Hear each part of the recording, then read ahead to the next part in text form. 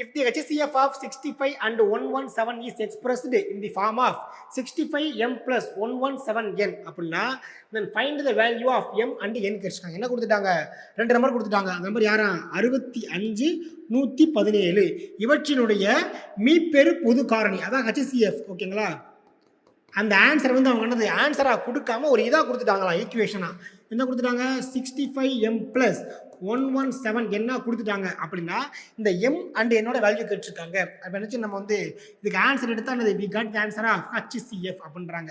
இதை நம்ம சிம்பிளாக எப்படி சார் அப்ரோச் பண்ணலாம் அப்படின்னா சிம்பிளாக பாருங்கள் 65 117 இருக்கா, இதுக்கு என்னப்பா வரும் HCF வந்து சார் 65 117 எதுப்பா வரும்?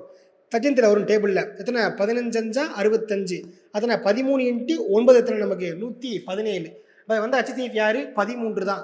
அப்போ எனக்கு என்ன வரணும் அப்படின்னா 65m plus 117 என்னென்னது கூட்டினேன் அப்படின்னா ஐ வாண்ட் ஆன்சர் எத்தனைப்பா 13 அப்படின்னா நீங்கள் என்னது இங்கே வந்து நீங்கள் ஆப்ஷன் வச்சு போயிருங்க. நீங்கள் ஆப்ஷனுக்கே என்னப்பா 3 2 இருக்குதா, அப்போ எம்க்கு போல 3 என்ன போல 2 போட்டு பாருங்கள் ஆன்சர் வருதான்னு. ஆப்ஷன் பி போடுங்க, ஆப்ஷன் சி போட்டு பாருங்கள். ஆப்ஷன் சி எடுத்துக்கலாம் அந்த இடத்துல நமக்கு. ஓகேங்களா? அப்போ எடுத்து பார்த்தீங்கன்னா 65 × 2 minus of 117 நமக்கு என்ன ஆன்சர் வரும்? 130 minus 117 நமக்கு என்ன ஆன்சர் வருது? 13 வருது. அப்படின்னா நம்ம என்னது ஆப்ஷன் சி அப்ளை பண்ண மட்டும்தான் we got the answer of 13. ஓகேங்களா? இவ்வளோதான். ஓகே.